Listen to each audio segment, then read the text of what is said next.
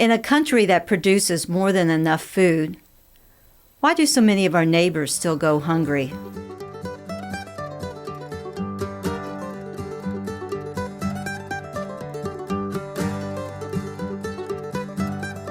Hi, I'm Marianne Smith-Edge, and welcome back to Rooted and Restless. March is National Nutrition Month, and this year's theme, as deemed by the Academy of Nutrition and Dietetics, is the power of nutrition. But nutrition is only as powerful if you have access to the food that is healthy. Today, my guest is a true leading expert in getting us to rethink hunger and food insecurity.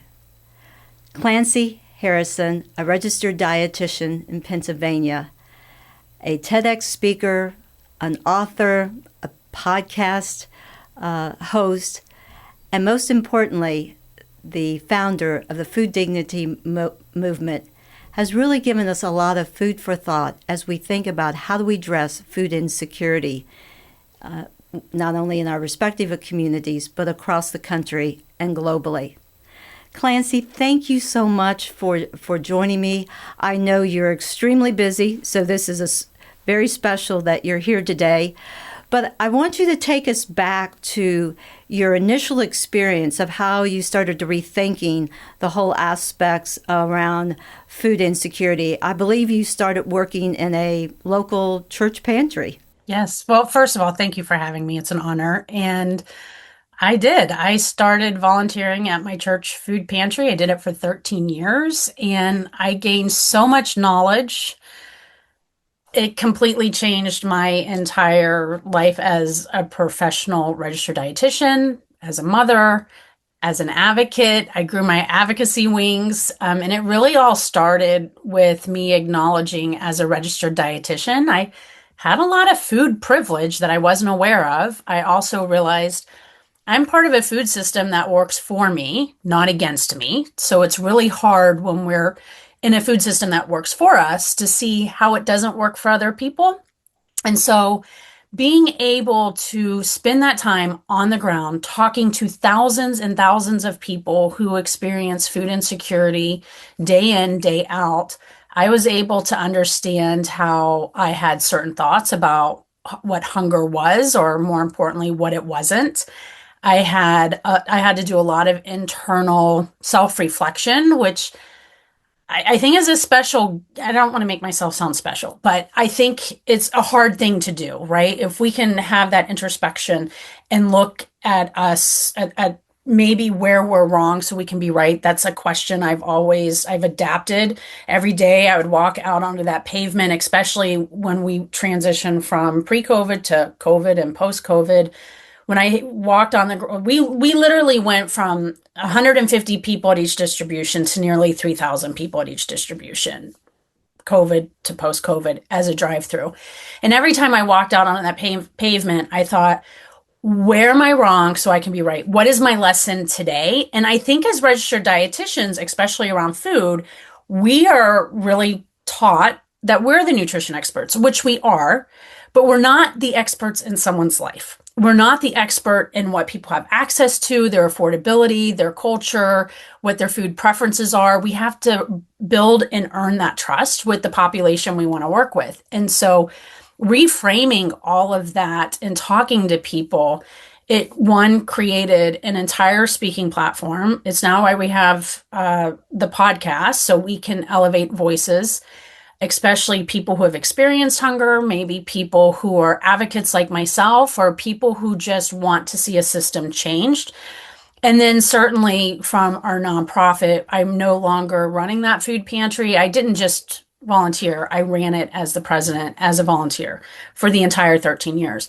And so now we started our own nonprofit in, again, 2020. I was running both of them side by side, but as of 2022, we completely walked away from the charitable food system and created our whole new food system. So that's like a high level version of what we do and why we do it. And maybe I didn't get into the why, but hopefully that answered your question.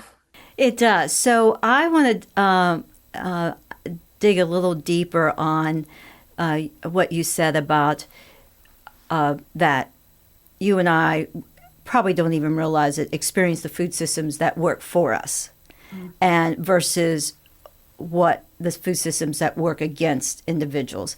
Give us a little more insight and detail on what you mean. Well, I mean, I can only really explain what happened to me and my experience of going through that process of a system suddenly not working for me. That's when I realized, oh, wait, that's probably what everyone's talking about when they talk about food apartheid, when they talk about redlining. So we hear the word food desert all the time. That's not really the appropriate terminology. The appropriate terminology is food apartheid. Because there's certain systems in places that caused the location of a grocery store to either be there or not to be there. So when I was running this food pantry, what was occurring a lot was people would donate their food, right? We feel good about donating food to a food pantry. We have our best intentions when people want to donate. But what happened over and over again was that people were donating expired items. And more eye-opening was the food bank. I was constantly receiving food that was you couldn't eat it. I mean, even our farmers would not take the rotten produce to feed their pigs. So I was feeding a dumpster, and we literally would triage the food. So it would come in, we would have volunteers set up, all the produce went on the table, we would triage it, dumpster, farm, human consumption. And the fact that we had to do that for years, at first I was like, this is just part of the problem. This is just part of the system. Or I was drinking a lot of that Kool-Aid and thinking this is just how it is. But when I started saying enough is enough, especially when we went to the COVID version of what we were doing, we were receiving pallets of food. And I remember one particular day, which I think this was where I was like, I've had enough. We had a pallet of peppers. They were Payro peppers, which maybe you want to edit that out. It was a donation from the food bank. It had nothing to do with that company. But if you think about the peppers, they were small little peppers in plastic bags. All the plastic bags were in cardboard boxes. When we would lift, so this was delivered that day, the same day of distribution. When we would lift the cases, the boxes were so liquefied that they were disintegrated. So you can imagine the amount of liquid that's in the plastic. So literally we would have to just put that in the dumpster. So as my aggravation grew, I started questioning the system. I started trying to have constructive conversations with the same items that we used to have, we were able to order on our food pantry order form was now significantly cut down from like 100 items to maybe 50 to 20. It was more sugary beverages. It was more the donated items versus the federally and state subsidized food programs that we had access to at one point. And it was in that moment I was like, oh, so this is what happens when a system doesn't want to work with you and it starts working against you. And all I'm trying to do is improve the quality of produce coming into a food pantry to fight hunger, especially when it's food that is being purchased by our government tax dollars. So that didn't go over well. And so that was my experience, my aha moment of a system not working for me. Now, I challenge you and anyone else listening to have other people on your podcast and ask them how a food system does not work for them and really pay attention and try to see it even if you've never experienced it. Because after experiencing it, now I can go back to those conversations with a little bit more clarity, not really experiencing their life experience, but I can now pull on to what I experienced and say, okay, I'm starting to get it. I might not fully understand it, but at least my heart, my mind, and my eyes are open more to receive that versus, to be honest, I probably was like, oh, food apartheid, oh, redlining, oh, like, and I'm not trying to brush that off. I'm just being completely honest with where I was in my mindset. Like, I knew it was a thing, a very horrible thing, but I didn't take time to try to witness it. I didn't take time to try to understand it. And I think going through that personal experience just helped me open up, being willing to open up more in that conversation than just hearing it and moving on with my life. Now it's like, let's stop and let's try to digest it. So. Well, I really appreciate you giving those examples because I was telling you earlier it concerns me when we've prepared some meals for like homeless shelters or this, and a lot of times they become the dumping ground for and I'm kind of with you, the dumping ground for very sugary honey buns. And yes, it's good that they have food, but then I'm wearing my dietitian hat here going, but access to something that's more healthful is because we know that there's a lot of undiagnosed health issues probably there, and not and food is essential, but at the same time, it's kind of rethinking what are we really giving and donating, and I appreciate that. If I remember, Clancy, and we'll move on, but you mentioned how you distribute food, and of course, definitely during COVID, you were using, I think, drive-through. But I think I heard one of your presentations a few years ago that also talk about distribution of food and how we distribute food is really a dignity issue and should be. And so a little, I would love a little more insight from you of just that whole distribution of food in your early days, and then we'll move into kind of the whole food dignity movement, what you learned. Yeah. So it was a typical food pantry. And I don't know if you show illustrations, but I have a great graphic of where I was at the food pantry. So you can imagine this graphic in a little town, and it was a church, and that church was open actually pre-COVID 2 times a week for 2 hours from 9 to 11 on Tuesday and Friday. And so if you think about that distribution, where are the barriers that we caused, right? The barriers are time of day, location. We can't really control the location. Was there public transportation? Could we have been open later in the evenings where other people could come? So there were what I've noticed were a lot of barriers that we set in place. And this might offend some people, but even a church, the brick and mortar of a church could actually be a barrier for someone to come, especially if they're LGBTQ, right? And who was removed from their house or not welcomed in their home and they're struggling.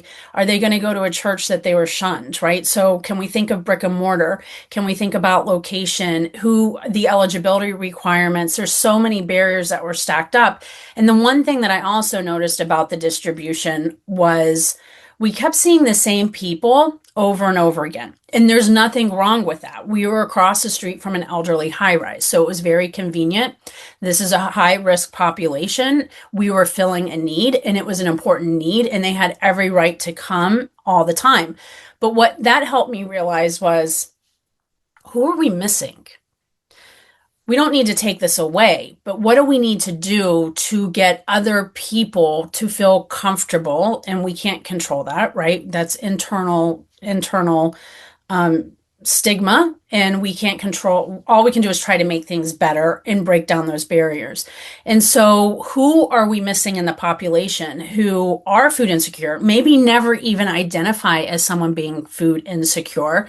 Many times the elderly population will say, I've worked my entire life. Yeah, I'm struggling, but I'm not going to ever take advantage of a food subsidy or a food assistance program because that's for really poor people. That's really for the kids, and I'm never going to do that.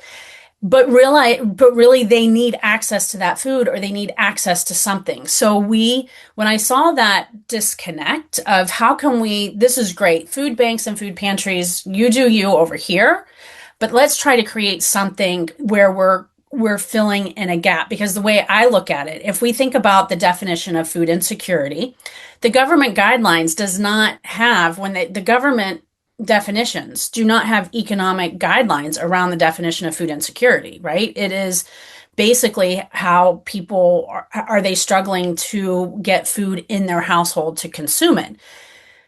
But if you start looking at a food bank, if you start looking at WIC, if you start looking at SNAP, school lunch program, there are income guidelines around that.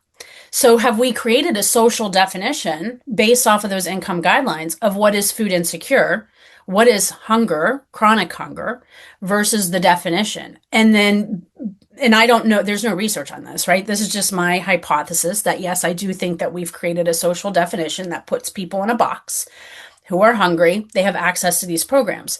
But what about the 60% of Americans, depending on where you're pulling that stat? It could be as high as 80%, it could be low as like 45, 50%. There's a lot of stats on people living paycheck to paycheck.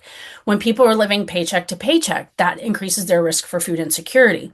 But if you're living paycheck to paycheck, are you identifying as food insecure, as someone who's food insecure that would apply for those programs? I don't know that. And we also know that what 9 out of 10, you can correct me if I'm wrong or if this changed, 9 out of 10 Americans don't eat enough fruits and vegetables, right? So I look Right. at this as a public health crisis, people living paycheck to paycheck.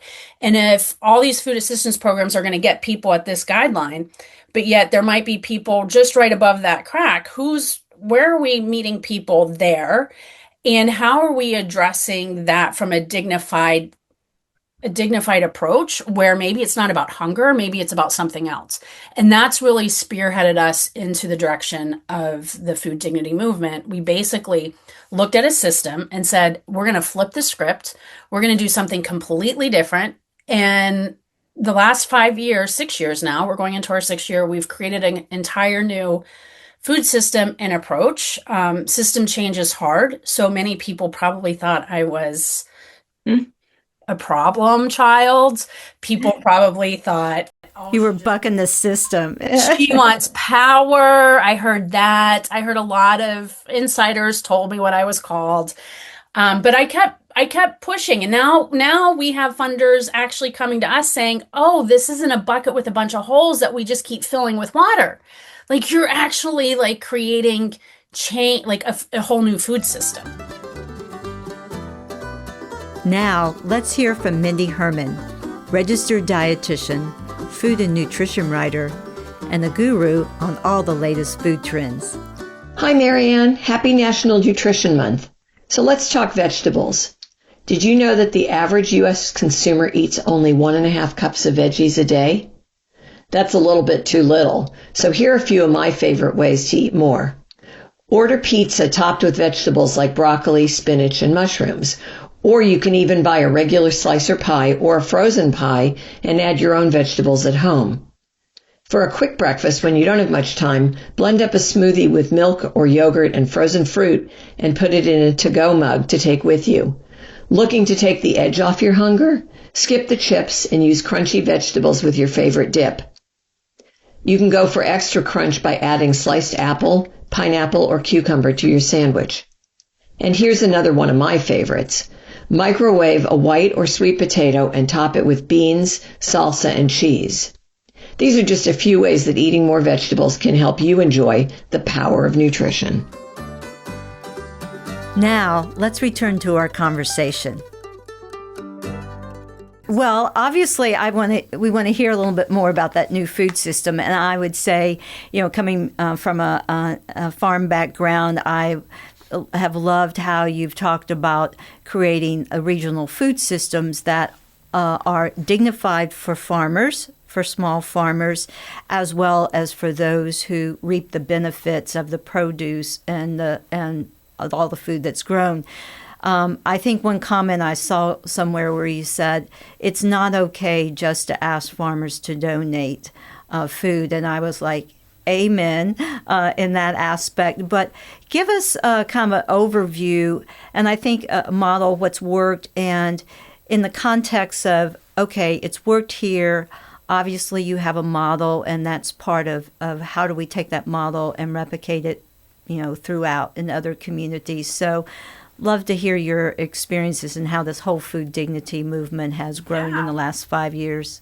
So I'll go back. Like, remember how I was telling you I was trying to have constructive conversations, and I went all the way up to the state level, and I was in a conversation with someone, not naming names or the organization, but the person literally said to me, "This is not about saving farmers." And I thought, maybe it should be. If we're creating food security, maybe it needs to start with our farmers and making sure they stay alive so they can continue to grow food and feed our population and make it more local. Because if we don't start investing in our farmers, nutrition or food insecurity is only going to get worse, right? And so, one, I love the fact that that person said that to me because it was one of those light bulb moments. And then couple that with the fact that I was receiving food, produce, paid for by taxpayer dollars in Pennsylvania. So we had at that time two programs pass: Pennsylvania Agriculture Surplus Program, which is state funded, and then there was a national program called LFPA, the Local Food Purchase Program. That was federal dollars that came into the state. Our state in Pennsylvania, in literally the last 5 years, has just handed over all that funding to Feeding Pennsylvania. So that's about $50 million over the last 5 years to invest in local agriculture. And so what I started doing was I started filing FOIAs. So a FOIA is a Freedom of Information Act, or a right to know, with our Department of Ag. I filed 5. Data. So now, while people are calling me power hungry, and I just have these stories of my life experience running the food pantry, which wasn't taken seriously, I said, all right, I'm just going to file FOIAs and I'm going to collect all the data. And I know exactly how those programs, how many pounds, what they paid, dollar per pound, and every farmer that participated. So I can now extract out, okay, you are only working with really big farmers that are surplus in Pennsylvania. So they have, so in Pennsylvania, our surplus farmers are dairy and pretty much apples. So lots of dairy, lots of apples, same farmers, small farmers, got paid as little as 7 cents a pound. And so when I started compiling all this, I said, let's create something new. And the model is going to be the farmer at the center. The number one thing we're going to do is we are going to pay that farmer fairly and make sure that we are measuring the sustainability of that farmer. So after 6 years of doing this, we have some great outcomes. Now, that was a really difficult thing. That was my hardest thing, is trying to work with farmers. Farmers, at least in my experience, were, I don't trust you. I don't know if I can work with you. Now we have these conversations, right? Lenny will say, I thought you were going to pay maybe a first couple times and then you would ask for donations. And so what I learned from my farmers is that we have trained our farmers to donate their food to fight hunger, but really they should be invested and paid, especially if we have agriculture tax dollars to do that. And so now I have a conversation with our farmers. What happens is we don't have a contract. It's just a handshake model, because they aggregate, meaning that they work with a lot of other small farmers, and they will call me up, or actually call Amanda Gordonier up, who's our director of operations, and say, hey, Amanda, we have a farmer who lost their primary crop of tomatoes. Their secondary crop is onions. Can we buy their onions to make sure they have a successful season? We will have farmers call us up and say, hey, we have an entire field of cabbage, but we don't have a market for it. The market fell through with the grocery store. Can you help us find a market? And so now we have a network of 43 farmers. We have become a risk mitigator, and we're not asking for a donation, and we're not asking for it free. We're paying their fair wholesale price, and we're creating new markets for those farmers. And so now imagine that from a food waste standpoint, right? So this is another way we flip the script. If you think about the food banking model or food rescue model, let's save food that has been sitting around for a long time and no one wants to buy it or eat it. And we're just going to give it to a food pantry and claim carbon saved, carbon monoxide saved, and we're going to have this great calculation. And I'm like, no, all you're doing is just spreading it around, and now we have a dumpster bill. That did not create a carbon footprint that you think that it's creating, and it didn't save anything. So that's downhill or down, I can't think of downstream. Downstream. Thank you. Downstream, where we've moved it upstream, and we're identifying things before it's ever even harvested. And then we're connecting that food to nonprofits. So now let's go back to this whole idea of meeting the same people.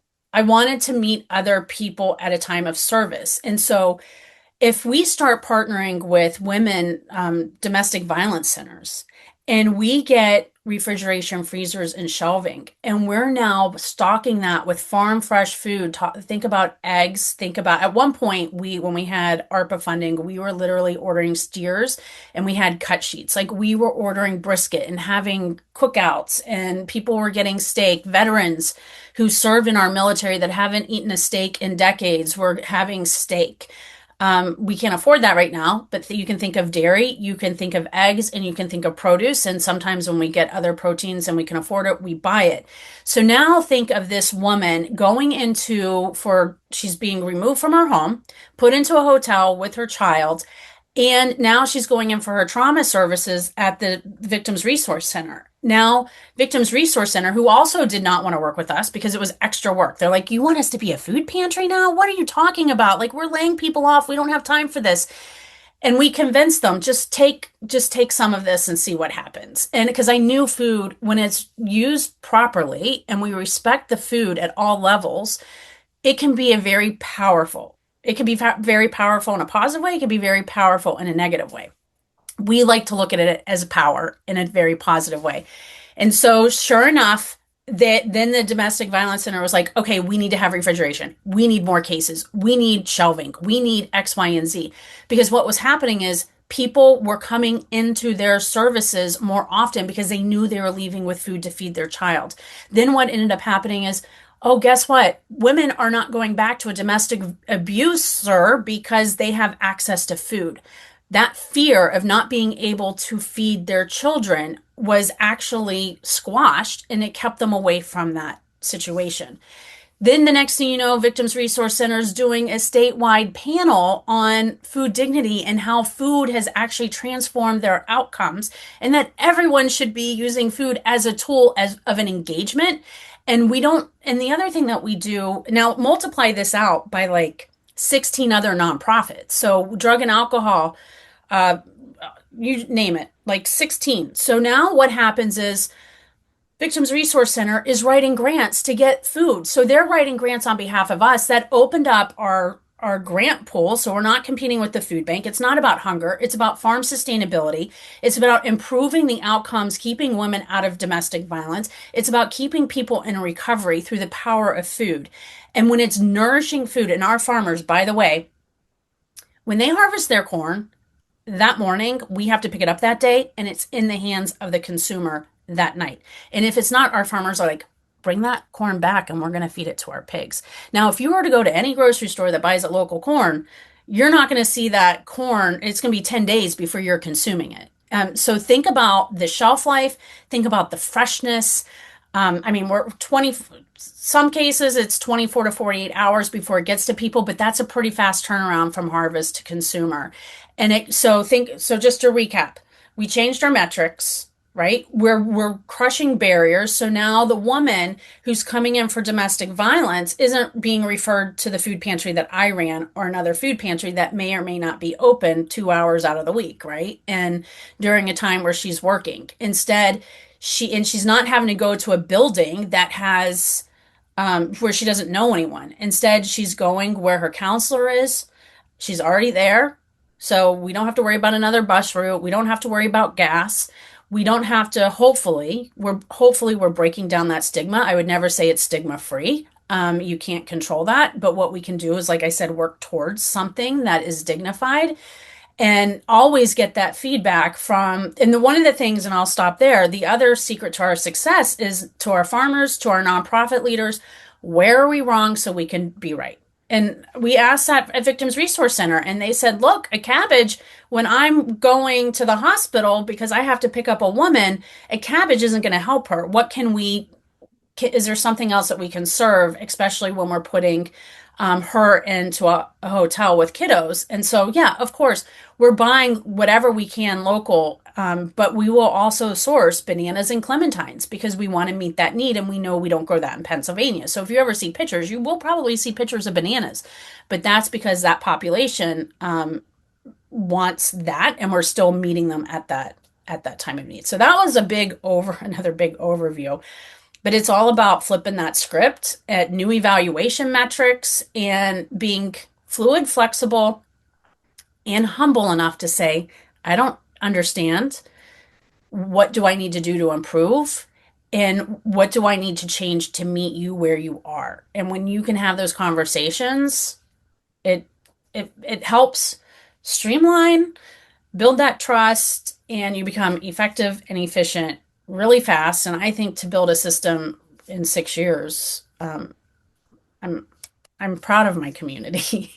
Well, and so you're still working within the respective your respective community with all the nonprofits, right? And that, and just in your conversation, you made me rethink because sometimes I'm like, there's just way too many food banks in our community, you know. But then, good point. The reality is it's kind of meeting people where they are. And so, and I know something you also have written is that why is it any different for people to visit one or two food banks versus people would do the same thing on grocery stores? And it's like, good point. Good point, Clancy. That makes a lot of sense. Well, and to break that down, remember I told you I had an order form and I used to have access to 100 things and it went down to like 20, 30 things. When I'm working with these nonprofits, we set them up with a food bank. They all have different order forms. The food bank cannot give everyone the same amount of food. They only have access to so many government program foods that they can invest in, right? So they have to limit it. People don't understand that you can go to one food pantry in one town and have access to all the great foods from that food bank. But if you go 2 streets over, that other food pantry might just be the donation and items. And so if they want that milk, they might have to go to a different food pantry. And one other food pantry might have more resources where they're able to buy and build and add variety. They might work with multiple food banks. And so when we start telling people they can only go to one place because it's in their community, we might be pointing them into a place that's very, very restricted on their food access for a variety of reasons. So, yeah, thanks for bringing that up because I think a lot of people don't understand the inequalities within being a member agency of a larger food bank, which that might get me in trouble, but it's the truth. Well, I think you bring out such great points, and so kind of as we wrap up our conversation, this is a great way to kind of start off about the power of nutrition because, but as let's say as a community member and for listeners who may not be directly involved, but we all can be involved in addressing our respective communities in food insecurity, and of course, people are always asking for donations. So so just to summarize, is that how best to respond to those requests for donations? One, to preserve dignity, but also how can that donation be a greater return on investment? Yeah. Well, you're going to hear food banks say if you give us the money, then we can buy more food, larger quantities at a cheaper rate. I'm going to challenge that. And I'm going to say the best thing you can do is donate directly to your local food pantry. So I think there might be some confusion. Some food pantries call them food banks. A food bank typically gets all the corporate sponsors, the government funding, they house all the food, and they give it to their member agencies, otherwise known as food pantries, soup kitchens. The best thing soup kitchens and food pantries rely on volunteers. They might have to pay a dumpster bill. They might have to pay a rent at that church or wherever the organization is. They will need money to fill in the gaps that aren't being met by that food bank for whatever reason. And so what I suggest is always work with the people who are looking the person in the eye, handing the food. Make sure you know that difference and ask them what they need. Ask them because it might be completely different. One week, a food bank might have peanut butter and no jelly. Another week, they might have macaroni and cheese, but no milk, and they have refrigeration. So the best thing you can do is call up your local food pantry, say, what do you need, and help source that directly with them because they're going to be the people on the front lines working with the population who needs the food. They're the people who have to say, I'm sorry, we don't have food today, or we don't have enough food, and have to turn people away, where the food bank necessarily isn't that. And so And there's also a funding disconnect where if you're a food pantry member agency and you go after local funding, it's frowned upon because it's frowned upon because you're taking money from a different entity. So it's really important that if you want to start working from a dignified place, ask people what they want and make sure you're working with that. I call it direct service operation, where they're looking people in the eye who need the help and they're having the conversation because they're going to know what their community needs.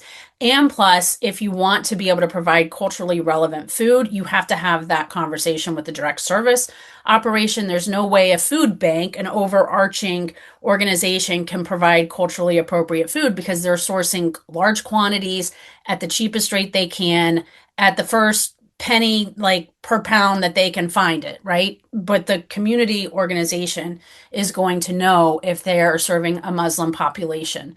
They're going to know if they are serving people with celiac. Like I knew who had celiac at that food pantry. I knew people who had cancer and Parkinson's disease. And we, as a dietitian, of course, I would work with them.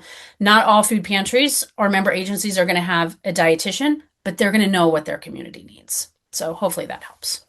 Oh, it really does. And I think you've a couple of things I would say is to anyone listening is to you have a website, Food Dignity, and your own clancyharrison.com, but also the Food Dignity movement. And I know you have like kits and definitely toolkits that folks can look at. So, again, to think about how we look at it. And if anything, I think the key here is donate food that you would eat. That's the important thing, is that to have that respect for our neighbors. So, Clancy, thank you very much. It's been a great opportunity to chat with you and just to and challenge us. I always like to kind of like how do we reshape the future, and I think by